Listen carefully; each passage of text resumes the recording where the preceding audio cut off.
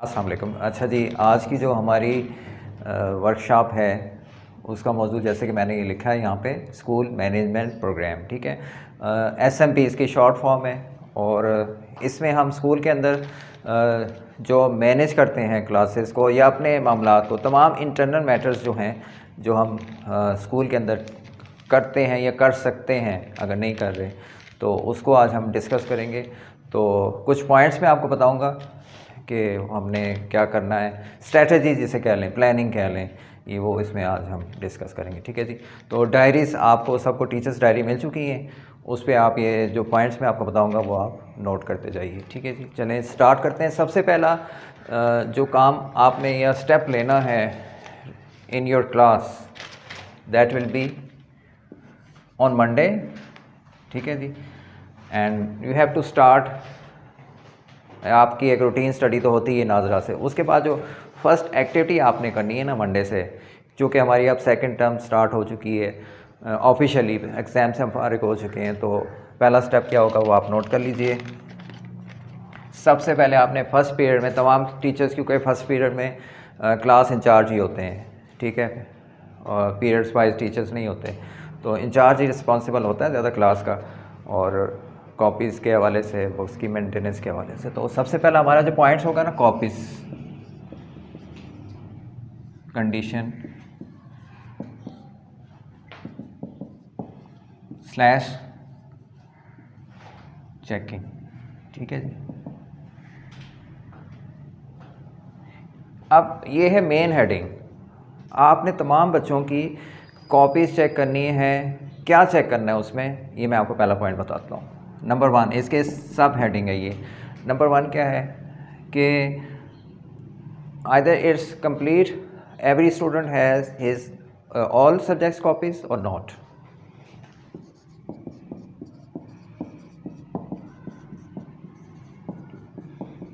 Every student has to be its all copies with him or with her of all subjects. You have to check this point, all subjects copies. ये number 1 point note कीजिए आप, ये आपने check करना है, ठीक है जी।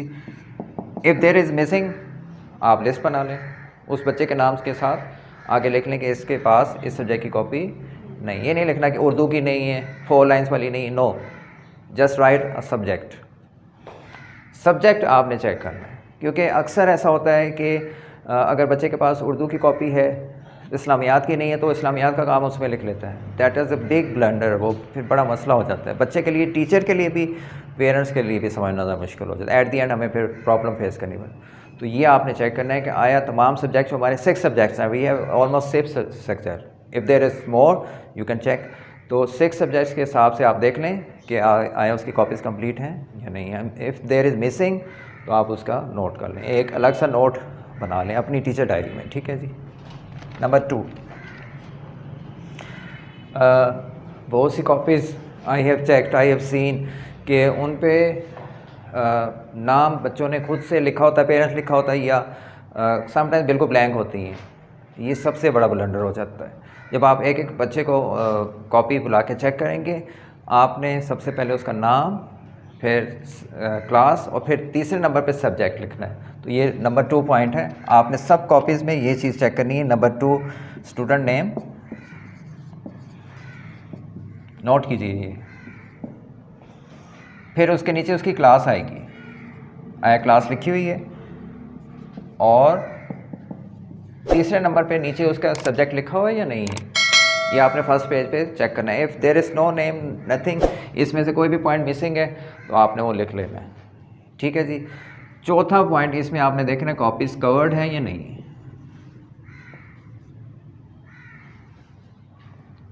ये इसमें थोड़ी आप रिलैक्सेशन दे सकते हैं, बच्चों को टाइम दे सकते हैं कि आप कर लें, लेकिन ये काम आपने खुद करना है। जो मैं पॉइंट्स लिखवा रहा हूँ, you have to do on Monday by yourself, ठीक है जी। Keep study apart on that day, जब तक ये आपका प्रोसीजर कंप्लीट नहीं हो जाता, ठीक है। ये इसको आपने फर्स्ट प्रायोरिटी पे, आफ्टर नाजरा आपने फर्स्ट काम ये करना है, ठीक है।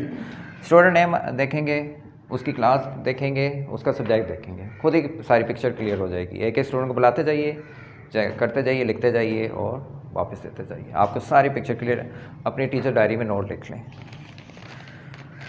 अच्छा जी, ये हमारा कंप्लीट हो गया फर्स्ट। फिर है आ जाती है जी main heading, which is very very much important, homework diary writing. ये नोट कीजिए जी, ये पॉइंट नंबर 2 है। Point number 2, homework diary writing. आप जैसे पीरियड लेते हैं, डायरी लिखवाते हैं वाइट बोर्ड पे, साइड पे लिखवा देते हैं, ठीक है। और सिग्नेचर ज़रूर कीजिएगा, ये आपने करना है। Signature of teacher, subject teacher you have taken, उसमें चेक करना क्या है, सिग्नेचर ऑफ टीचर। इसमें इसका सब हेडिंग में नंबर 1 पॉइंट है, सिग्नेचर ऑफ टीचर। जब आप डायरी नोट करवा लेते हैं, साइन करके जाना है, पीरियड लीव करना है, साइन करके आपने लाइन, इग्नोर नहीं करना। बस ये नहीं पूछना कि सबने डायरी लिख ली है, यस टीचर, और चले गए। No, you have to sign.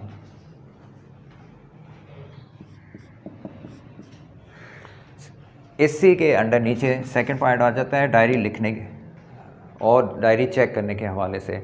Sometimes parents आपको कोई मैसेज लिख के भेजते हैं, नोट लिख के भेजते हैं, कोई कंप्लेन होती है रिगार्डिंग स्टडी, कोई आपसे पूछ लेते हैं, तो उसका आपने रिप्लाई ज़रूर करना है।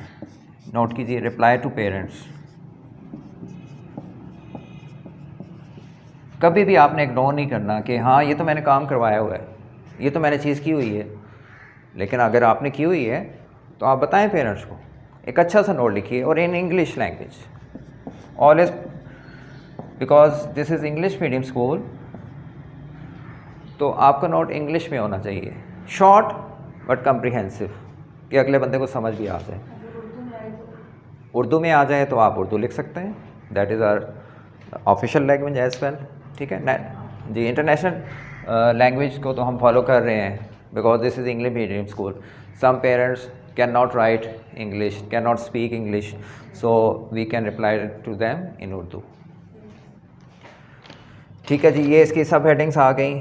होमवर्क डायरी पे आपने सिग्नेचर करने हैं, चेक करने हैं। बच्चे ने कोई गलती की हुई है लिखने में, स्पेलिंग मिस्टेक्स कर देते हैं, आप उसका करेक्शन करके साइन कर दीजिए, ठीक है। नंबर 3 एक और सब पॉइंट आता है इसके अंदर, that is taking pick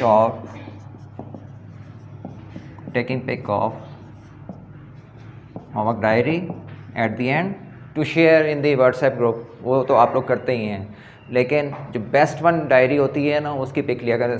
mostly I have seen कि इतनी अच्छी राइटिंग वाली कॉपीज़ की पिक्स नहीं ली गई होती। तो देखें जिन बच्चों की राइटिंग अच्छी है, they write in very well mannered, उसकी पिक लें, फिर वो शेयर कर दें इन व्हाट्सएप करें for sharing in WhatsApp groups. ये भी नोट कर लीजिए, पॉइंट नंबर 3 इसके सब हेडिंग आ गई है। और इन सारे पॉइंट्स को आपने फॉलो करना है, और हम ये पॉइंट्स हमारे पास नोट हैं, हम इनको चेक करेंगे। अगर इसमें से कोई भी फॉलो नहीं किया जा रहा होगा तो फिर teacher will be answerable for that, right. That's why मैं आपको ये लिखवा रहा हूँ, ये आपने पॉइंट्स नोट कर लीजिए। इसको आपने स्ट्रिक्टली फॉलो करना है, और ये हम time to time we will check these all points, right? Either you are following or not, and I hope you are very much able teachers, very much efficient teachers. आपको just guideline चाहिए। चलें जी, next चलते हैं। अच्छा जी, point number 3 main heading अब discuss करते हैं। अब आ जाती है आपकी डायरी की बात। होमवर्क डायरी की तो हमने बात कर ली है। टीचर्स डायरी जो आपको मिल चुकी हैं, आपके हैंड ओवर कर दी जा चुकी हैं। डायरीज़ कर लें चलें। इसका पर्पज़ मैंने आपको स्टार्ट में बता दी है, लेकिन जो मेन इसका पर्पज़ आपको दिए जाने का पॉइंट नंबर 1 ये है जी। नो, प्लानर तो आप अलग से बनाएंगे। जो आपने डेली होल डे वर्क किया है ना, फ्रॉम स्टार्ट टू एंड, पहले पीरियड से लेके पहले पीरियड में सेकंड, तमाम एक्टिविटी उसमें आपने इन राइट फॉर्म। आपको कल को याद रहेगा मैंने इस दिन क्या पढ़ाया था, ये आपके फ़ायदे के लिए। और जब हमने चेक करना होगा हम भी चेक कर लेंगे। तो बहुत आपके काम को आसान बनाने के लिए हमने ये चीज़ की है, write all activity of the whole day you have done, आगे लिख लें या इसकी भी ज़रूरत नहीं है। ठीक है जी, फर्स्ट 1 2 नंबरिंग कर लीजिए। फर्स्ट पीरियड में क्या पढ़ाया, किस क्लास को क्या पढ़ाया। मतलब फर्स्ट पीरियड में आपने अपनी क्लास को इंग्लिश पढ़ाई, इंग्लिश में क्या टॉपिक था, माय स्कूल था, जो भी था वो लिख लिया। नंबर 2 पीरियड में क्या लिखा, पढ़ाया, मैथ पढ़ाया, मैथ में क्या पढ़ाया वो लिख लें। 2-3 वर्ड्स लिखने होंगे बस। ठीक है, तो पूरे 8 या 7 जितने भी पीरियड्स हैं वो आपने ये लिख लेनी है। और इसी के नीचे सब हेडिंग में पॉइंट नंबर 2 आ जाता है। जब छुट्टी हो जाती है आपकी, बिल्कुल आप रिलैक्स हो जाते हैं, you have to come to me and take signature.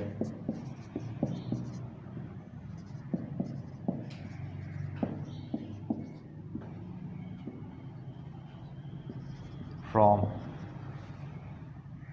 Academic head.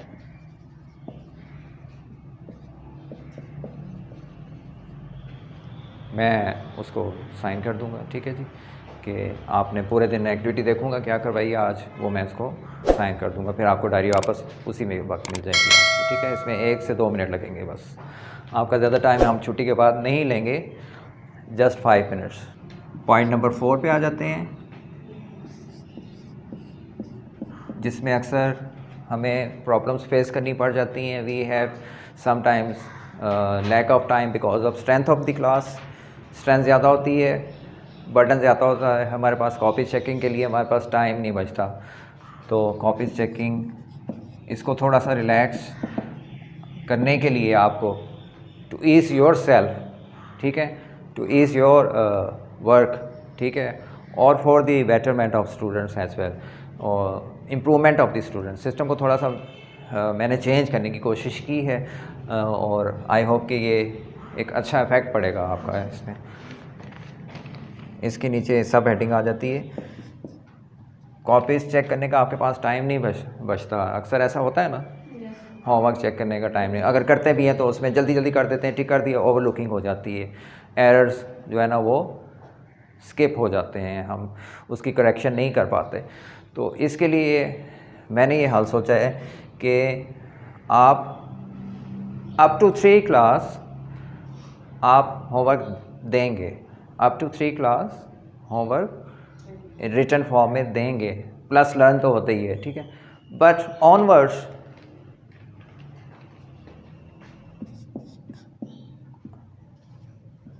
Do on class work on copies,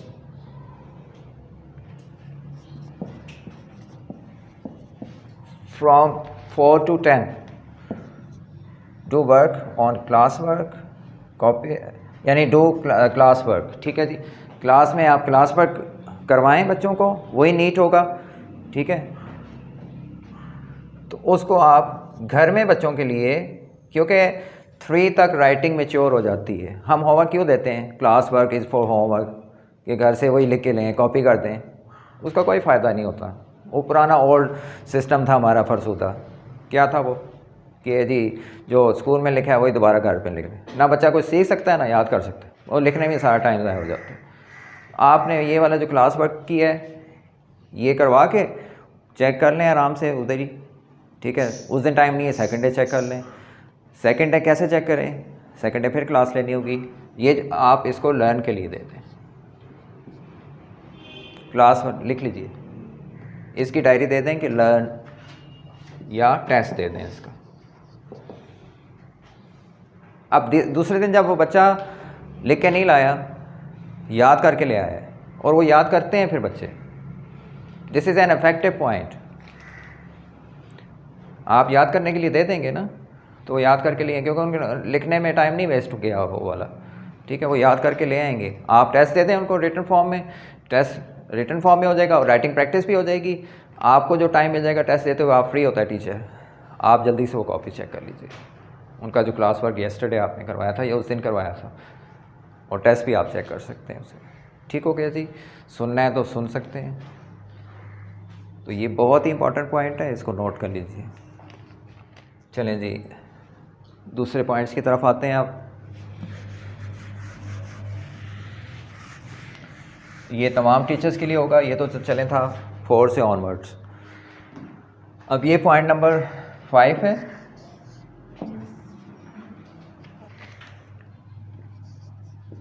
class attendance. इसमें कुछ फ्लॉज हैं और इनको मैं दूर करना चाह रहा हूँ। मेन हेडिंग इसकी ये लिख लीजिए, क्लास अटेंडेंस। हाँ जी, क्लास अटेंडेंस। इसमें वो से फ्लॉज हम देखते हैं, नोट करते हैं। नंबर 1 पॉइंट इज़, जब आप क्लास अटेंडेंस लेंगे तो आपने देखना है अगर कोई बच्चा एब्सेंट है तो क्या आया उसकी एब्सेंस की रीज़न या एप्लीकेशन आप तक पहुंच चुकी है वाया व्हाट्सएप ग्रुप या रिटन फॉर्म में, या हमारे थ्रू आप तक वो उसकी खबर पहुंच चुकी है कि बच्चा बीमार है या किसी वजह से नहीं आया। ठीक है, अगर आपको इन्फॉर्मेशन है लीव लगा दीजिए, नहीं पता you have to inform me, you have to inform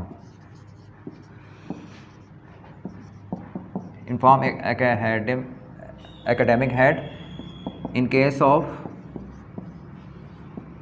absentee without any information।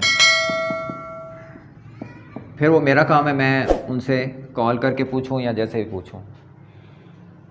ठीक है जी, इस बेटर के आप खुद रब्ता करें, लेकिन आपके पास टाइम नहीं होता तो आप मेरे तक रिपोर्ट भेज देंगे। जब अटेंडेंस मेंटेन हो जाए पूरे दिन की यानी पूरी क्लास की, तो आपने फर्स्ट पीरियड में ही अटेंडेंस मुझे भिजवा देना है, रजिस्टर।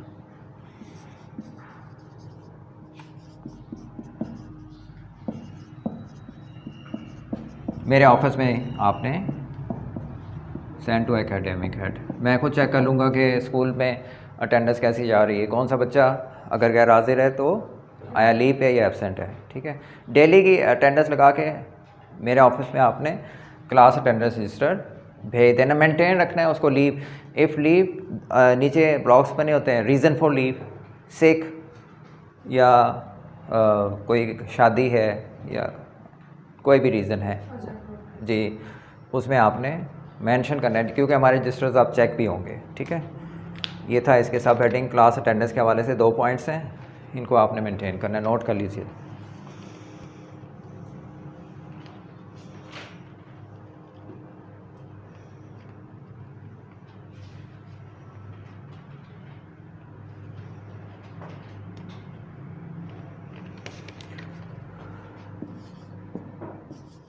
नेक्स्ट पॉइंट है कोर्स कंप्लीशन ऑन टाइम। अगर बिफोर टाइम हो तो ये तो बहुत ही अप्रिशिएटेबल होगा। ठीक है जी, according to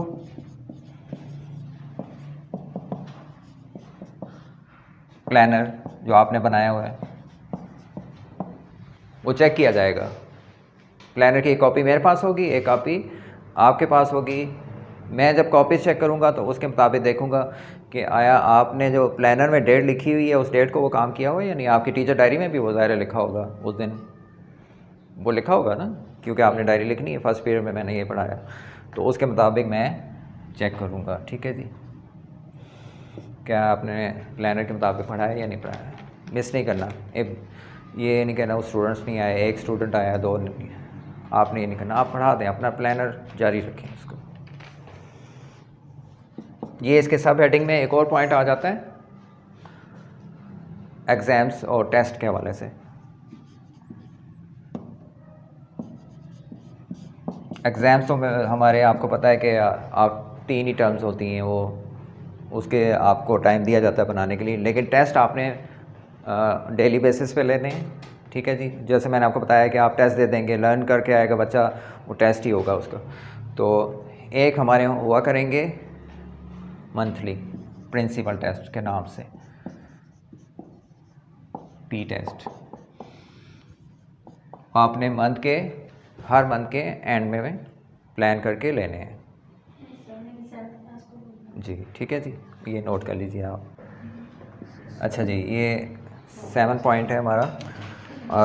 almost we are and to our workshop.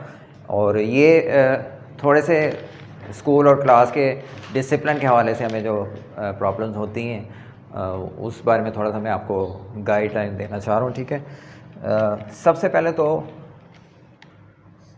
एक पॉइंट आप लिख लें, स्पीक इंग्लिश।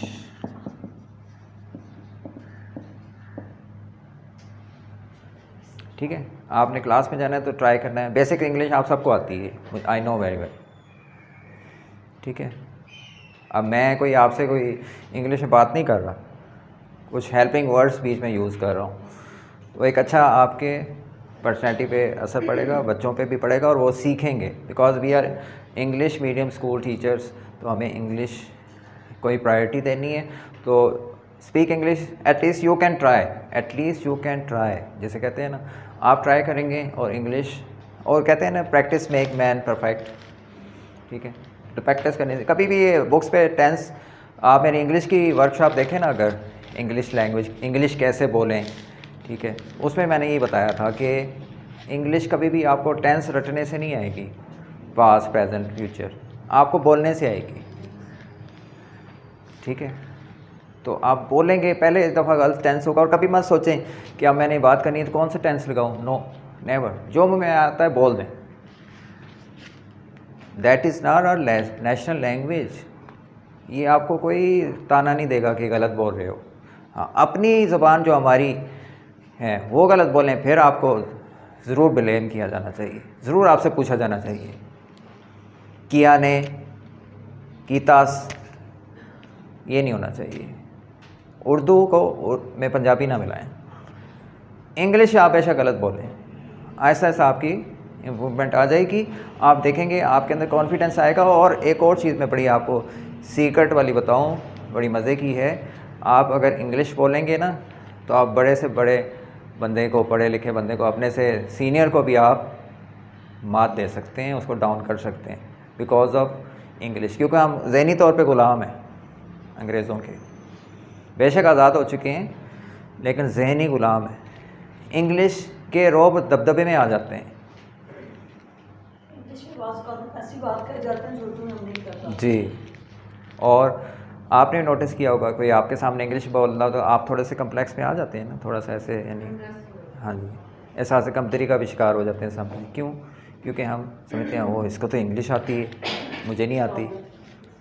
ठीक है, तो ये चीज़ आपकी ख़त्म करने के लिए मैं कह रहा हूँ कि ये आपको बड़ा अच्छा मौका, प्लेटफॉर्म मिल गया है। बच्चों के साथ गलत भी बोलेंगे ना, उनको आइडिया नहीं होगा, लेकिन आपका फ़ायदा हो जाएगा, आपकी प्रैक्टिस होती जाएगी।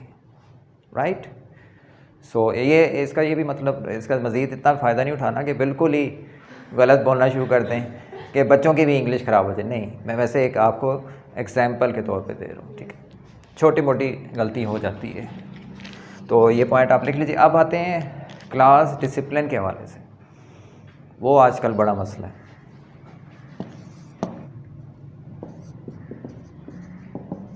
Discipline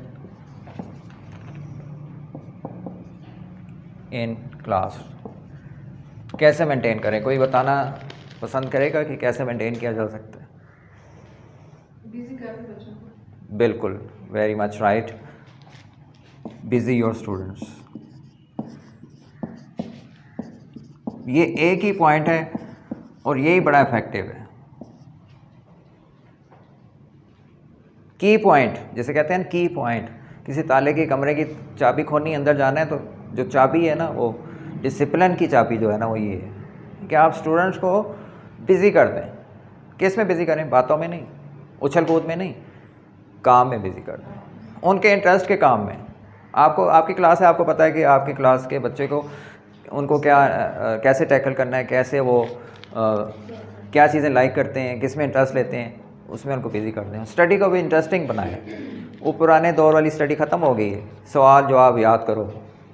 no, make interesting.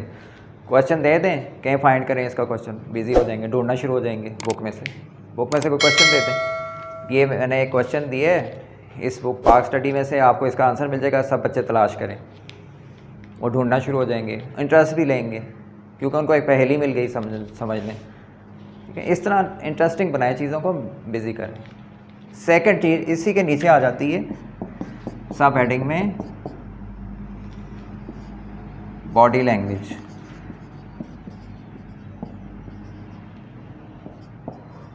Your body language, teachers body language, when you enter in the class, वो बहुत मैटर करता है। आप एक एग्जैक्टली एक बारोब अंदाज से चलें, एंटर हों, खड़े हो जाएं सामने जाके, वेट करें, स्टूडेंट आपको आपके लिए स्टैंडिंग ओवेशन देते हैं, फिर उसके बाद वो आपको सलाम भी करते हैं, आपको पता है आपने गाइड किया हुआ है बच्चों को, फिर उनका अच्छे से रिप्लाई करें, उनका हाल अहवाल पूछें in English, as I told you earlier, how do you do means आप कैसे हैं, हाउ आर यू भी कह सकते हैं छोटी classes, but in senior classes you can ask them how do you do, this is some kind of mature sentence. तो हाल पूछिए इंग्लिश में, आपका वहीं पे आधे से स्टूडेंट ज़्यादा दब जाएंगे, बड़ी क्लासेस के लिए मैं कह रहा हूँ, ठीक है, जिनको डिसिप्लिन का मसला होता है। देन फेस एक्सप्रेशन अपने सीरियस रखिए, उसके बाद और उसके बाद हमने स्टडी की तरफ आइए। स्टडी की तरफ कैसे आना है, ask them about the yesterday's task, ठीक है, आप पूछें कि कल मैंने जो आपको टास्क दिया था क्या वो आप क्या करवाया था, उनसे पूछे, ask them, they mentally get busy, mentally busy हो सोचना शुरू हो जाएंगे, ठीक है, उनको मौका ही नहीं मिलेगा शरारत करना, हंसना या कुछ ऐसी शरारतें करना, वो फिर सोचना शुरू हो जाएंगे। होमवर्क दिया है, टीचर आपने होमवर्क दिया था, या आपने ये क्वेश्चन करवाए थे, या आपने ये काम करवाया था, वो आप चलें जी आप नेक्स्ट करते हैं, नेक्स्ट करवाना शुरू करते हैं। तो इस तरह आप स्टूडेंट्स को बिजी कीजिए, आपको कभी भी डिसिप्लिन का मसला नहीं होगा। इफ़ सम स्टूडेंट्स होते हैं बहुत ज़्यादा वो ट्रबल मेकर्स होते हैं, उसमें कैसे डील करना है आपने, तो उसमें आपने ये करना है कि आप उनको ना फॉरवर्ड बुला लें, कॉल देम टू, और अपने बिसाइड आप उनको बिठा लें, ये नहीं कि आप खुद उनके पास बैठें, नो। सीनियर क्लास में, छोटी क्लासेस को, बल्कि टीचर को बैठने ही बच्चे के साथ हाथ पकड़ के काम करवाएं, लेकिन बड़ी क्लासेस में आप उनको फ्रंट पे ले आइए और उनको आप इन्वॉल्व करें स्टडी में। जो ट्रबल मेकर होते हैं 3 से 4 होंगे, कितने हो जाएंगे एक क्लास में, ठीक है, आप उनको आगे ले आइए, उनको स्टडी में इन्वॉल्व करें और उनको बिज़ी कर दें, ठीक है, वो आपका इंशाल्लाह प्रॉब्लम फेस करें। आपने कभी भी कंफ्यूज नहीं होना, कभी भी आपने सिचुएशन के हिसाब से घबरा, हैंड्स अप नहीं करना, आपने सिचुएशन के साथ डील करना है जी, तो उसके साथ आपने टैकल करना है, कभी भी आपने हैंड्स अप नहीं करना, ठीक है, मुकाबला करें, फेस करें, ये चीज़ें आपको बहुत आगे तक ले जाएंगी, ठीक है। और बॉडी लैंग्वेज की बात की, टीचर की बॉडी लैंग्वेज में बहुत सी चीज़ें आ सकती हैं। टीचर की एक डिग्निटी होती है, एक अपनी शख्सियत की, अगर टीचर बच्चों के फिजूल किस्म के लगवियात या मजाक में अगर स्माइल पास करना शुरू कर दे तो फिर वो टीचर नहीं रहता, वो उनका दोस्त बन जाता है, बज़ाहिर नहीं, लेकिन बच्चे के दिमाग में आपका इमेज ये बन जाएगा। अगर बच्चे जो कर रहे हैं ना, हंसने वाली बात कर रहे हैं, फजूल जो कर रहे हैं, और आपने भी स्माइल पास कर दी, हंसे नहीं, हंस के नहीं है लेकिन स्माइल पास कर दी, दैट मीन्स कि उनको ग्रीन सिग्नल मिल गया आपकी तरफ से, वो रिलैक्स हो जाएंगे, फिर गया डिसिप्लिन। अब मेरे सामने बच्चे 9th-10th के, क्यों उनकी ज़रूरत नहीं होती कि जब वो जोक्स करते हैं, I never give them any response, कभी मैं स्माइल पास नहीं करूँगा उनकी फजूल किस्म की बात पे, बल्कि उल्टा उनको मैं मना करूँगा। कोई मैं फ़िज़िकल एक्टिविटी नहीं करता, मारता नहीं, पनिश नहीं करता, जस्ट देखना काफ़ी होता है, ठीक है। तो आप भी इन चीज़ों को फॉलो कीजिए। I have seen sometimes teacher is sitting on the teacher table and waving her legs, ऐसे ऐसे टांगे हिला रही हैं, वो बच्चों पे क्या इम्प्रेशन पड़ेगा। ठीक है, हाथ में स्केल उठाया हुआ है और दोनों टांगे ऐसे हिला रही, जैसे वो बीच पे नहीं बंदा दरिया में टांगे लटका के बैठा होता है और पानी में ऐसे खेल रहा होता है, वो पोजीशन होगी तो आपकी क्लास की फिर आप इमेजिन कर सकते हैं क्या डिसिप्लिन की हालत होगी। वो तो गया डिसिप्लिन। ये चीज़ें आपने अपने अंदर से अगर हैं तो वो निकाल देंगी। ठीक है जी, ये पॉइंट था। लास्ट पॉइंट है हमारा, वो हम डिस्कस कर लेते हैं।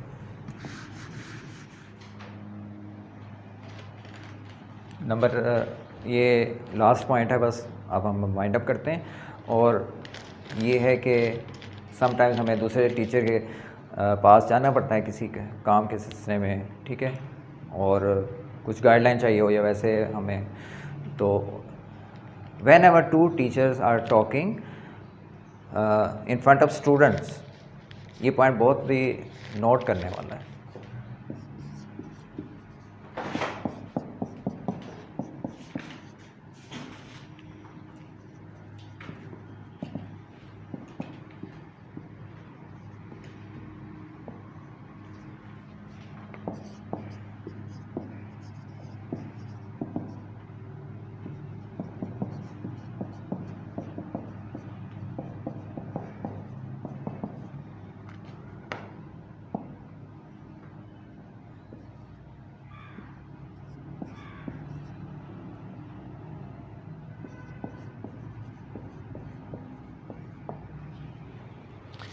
ये है जनाब लास्ट पॉइंट हमारा, do not talk against whenever two teachers are taking conversation with each other.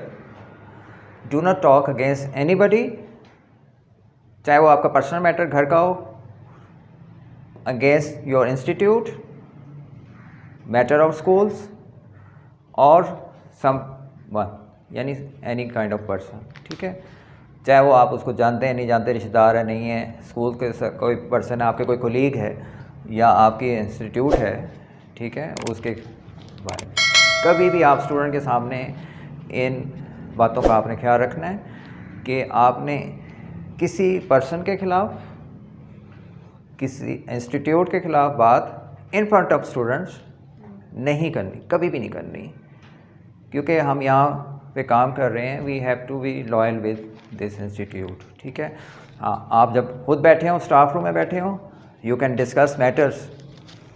ठीक है, वो आप ओपनली डिस्कस कर सकते हैं, but not in front of student. आजकल एक छोटा बच्चा भी हर बात समझता है और फिर वो आगे तक फैल जाती है, जो कि एक रॉन्ग इमेज क्रिएट करेगी आपकी पर्सनैलिटी के ख़िलाफ़ भी, और जिसके बारे में कर रहे हैं उसके ख़िलाफ़ तो उसका रॉन्ग इमेज बनेगा।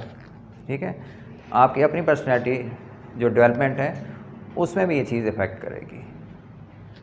तो आई होप के टीचर्स आपको आज की जो वर्कशॉप है वो बड़ी अफेक्टिव लगी होगी। मैं उम्मीद करता हूँ आप लोगों से कि आप इन तमाम पॉइंट्स को फॉलो करेंगे जो आज हमने डिस्कस किए हैं, और इसको मैं गाहे बगाहे चेक भी करता रहूँगा।